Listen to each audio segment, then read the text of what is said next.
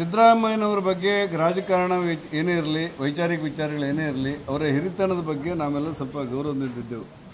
ದುರಾದೃಷ್ಟ ಮತ್ತು ನೋವಿನ ಸಂಗತಿ ಏನಂತ ಹೇಳಿದರೆ, ಆ ಕಾಶ್ಮೀರದಲ್ಲಿ ನೀನು ಯಾರು ಯಾವ ಧರ್ಮ ಕೇಳಿ ಹೊಡೆದಂಥ ರೀತಿ, ಅವರು ಮಾಡಿರುವಂಥ ಭಯೋತ್ಪಾದನೆ, ಇದನ್ನೆಲ್ಲವನ್ನು ಗಮನದಲ್ಲಿ ಇಟ್ಟುಕೊಂಡೂ ಕೂಡ ಪಾಕಿಸ್ತಾನ ಜೊತೆಯಲ್ಲಿ ಯುದ್ಧ ಬೇಡ, ಯುದ್ಧಕ್ಕೆ ನಾವು ಸಿದ್ಧರಿಲ್ಲ ಅಂತೇಳಿ ಕರ್ನಾಟಕದ ಒಬ್ಬ ಮುಖ್ಯಮಂತ್ರಿಯಾಗಿ ಹೇಳ್ತಾ ಇರೋದು ನಮಗೆಲ್ಲ ನೋವುಂಟು ಮಾಡಿದೆ.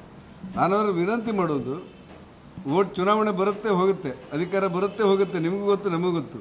ದೇಶಕ್ಕೆ ಗಂಡಾಂತರ ಬಂದಾಗ, ಒಂದು ಕಾಲದಲ್ಲಿ ಇಂದಿರಾ ಗಾಂಧಿಯವರು ಪಾಕಿಸ್ತಾನ ಮೇಲೆ ಯುದ್ಧಕ್ಕೆ ಹೋದಾಗ, ಬಾಂಧವ್ಯ ವಿಮೋಚನೆ ಸಂದರ್ಭದಲ್ಲಿ ಇಡೀ ಜನಸಂಘ, BJP, ರಾಷ್ಟ್ರೀಯ ಸ್ವಯಂ ಸಂಘ, ಅಟಲ್ ಬಿಹಾರಿ ವಾಜಪೇಯಿ ಅವರು ಸಹಿತ ಎಲ್ಲರೂ ಅವರಿಗೆ ಬೆಂಬಲ ಕೊಟ್ಟಿದ್ದರು. ಯಾಕಂದ್ರೆ ನಮ್ಮ ದೇಶ ಅಂತೇಳಿ ರಾಜಕಾರಣ ಬೇರೆ ಬೇರೆ. ನೀವು ಬರೀ ಮತದ ಕಾರಣಗಳಿಗೋಸ್ಕರ, ಧರ್ಮದ ಕಾರಣಗಳಿಗೋಸ್ಕರ ಅಲ್ಲಿ ಕಾಶ್ಮೀರದಲ್ಲಿರುವಂಥ ಕರ್ನಾಟಕವೂ ಸೇರಿದಂತೆ ಭಾರತೀಯ ಹಿಂದೂಗಳನ್ನು ಕೊಂದದ್ದನ್ನು ನೀವು ಪರೋಕ್ಷವಾಗಿ ಸಮರ್ಥನೆ ಮಾಡ್ತಿರೋದು ಆ ಹುದ್ದೆ ಗೌರವ ತೋರುವುದಿಲ್ಲ. ದಯವಿಟ್ಟು ನೀವು ಇನ್ನು ಪುನರ್ ಪರಿಶೀಲನೆ ಮಾಡಬೇಕು ಅನ್ನೋದು ನಂಗೆ ಸಿದ್ದರಾಮಯ್ಯನವರು ನಾನು ಆಗ್ರಹ ಮಾಡ್ತೀನಿ. ಅಂತಾರಾಷ್ಟ್ರೀಯ ಮುಖಂಡರಾದ್ರ ಪಾಕಿಸ್ತಾನದ ಸಿದ್ದರಾಮಯ್ಯನವರು ಅವರ ಹೇಳಿಕೆಯಿಂದಾಗಿ ಪಾಕಿಸ್ತಾನದಲ್ಲಿ ಬಹಳ ದೊಡ್ಡ ಮುಖಂಡರಾಗಿ ಮೂಡಿ ಬಂದಿದ್ದಾರೆ. ಅದ್ರ ಬಗ್ಗೆ ಅವರೇ ಉತ್ತರ ಕೊಡಬೇಕು. ಈ ನಡವಳಿಕೆ ದೇಶಕ್ಕೆ ಭಾಳ ಶಕ್ತಿ ಕೊಡಬೇಕಾದ ಒಬ್ಬ ಮುಖ್ಯಮಂತ್ರಿ ದೇಶಕ್ಕೆ ಶಕ್ತಿ ಕೊಡಬೇಕಾಗಿತ್ತು. ಆದರೆ ಯುದ್ಧ ಬೇಡ, ಸಾಯೋರು ಸಾಯ್ತಾ ಇರಲಿ ಅಥವಾ ಹೋದವ್ರ ಜೀವ ಮತ್ತೆ ಬರುತ್ತಾ ಅಂತ ಹೇಳುವಂಥ ಮಾತು ಅತ್ಯಂತ ಬೇಜವಾಬ್ದಾರಿದ್ದು ಅಂತ ನಾವು ಈ ಮಾತನ್ನು ಖಂಡಿಸಬೇಕಾಗಿದೆ. ಯುದ್ಧ ಬೇಡ ತಕ್ಕ ಪಾಠ ಕಲಿಸಿ ಅಂದರೆ ಹೇಗೆ? ಯುದ್ಧ ಬೇಡ ತಕ್ಕ ಪಾಠ ಕಲಿಸಿ ಅಂತ ಹೇಳಿದರೆ ಸಾಯೋರೆಲ್ಲ ಸಾಯಲಿ, ನೀವು ಬದುಕಲಿ ಏನು ಉಳಿದಿರ್ಬೋದು ಏನೋ. ಆದರೆ ಆ ಪತ್ರದ ಮರ್ಮ ಏನಂತೂ ಗೊತ್ತಿಲ್ಲ.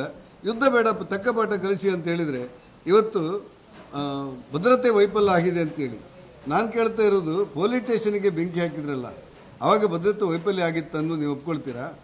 ಒಬ್ಬ ದಲಿತ ಶಾಸಕನ ಮನೆಗೆ ಹೋಗಿ ಬೆಂಕಿ ಇಟ್ಟರಲ್ಲ, ನೀವು ಅದನ್ನು ಒಪ್ಕೊಳ್ತೀರಾ? ಭದ್ರತಾ ವೈಫಲ್ಯ ನಿಮ್ಮ ಕಾಲದಲ್ಲಿ, ನಿಮ್ಮ ಸರ್ಕಾರದಲ್ಲಿ ಆಗಿರುವಂಥದ್ದು ಬಹುತೇಕ ಘಟನೆಗಳು. ಈ ವಿಧಾನಸೌಧದೊಳಗೆ ಪಾಕಿಸ್ತಾನಕ್ಕೆ ಜೈ ಅಂತೇಳಿ ಕೂಗಿದವ್ರ ಬಗ್ಗೆ ನೀವು ಸಹಾನುಭೂತಿ ತೋರಿಸಿದ್ರಲ್ಲ, ಆಗ ನೀವು ವೈಫಲ್ಯ ಮಾಡಿದ್ದೇವ? ಹಾಗಾಗಿ ಇಂಥ ಕಿಡಿಗಳು ಕಾಲಕಾಲಕ್ಕೆ ಬಂದು ತೊಂದರೆ ಕೊಟ್ಟಾಗ ಅವ್ರನ್ನ ಎದುರಿಸಿ ತಕ್ಕ ಪಾಠ ಕಲಿಸೋದೇ ಒಂದು ಸರಿಯಾದ ಕ್ರಮ. ಯುದ್ಧ ಅನಿವಾರ್ಯ ಆದರೆ ಅದನ್ನು ನಾವು ಮಾಡಬೇಕಾಗ್ತದೆ, ನೀವು ಅದನ್ನು ಬೆಂಬಲ ಕೊಡಬೇಕಾಗ್ತದೆ. ಒಂದು ಒಕ್ಕೂಟದ ವ್ಯವಸ್ಥೆಯಲ್ಲಿ ಮುಖ್ಯಮಂತ್ರಿಯಾಗಿ ನಿಮ್ಮ ಮಾತು ಶೋಭೆ ತರುವುದಿಲ್ಲ ಅನ್ನೋದು ನಾವು ಹೇಳಬೇಕಾಗಿದೆ. ಪಾಕಿಸ್ತಾನಕ್ಕೆ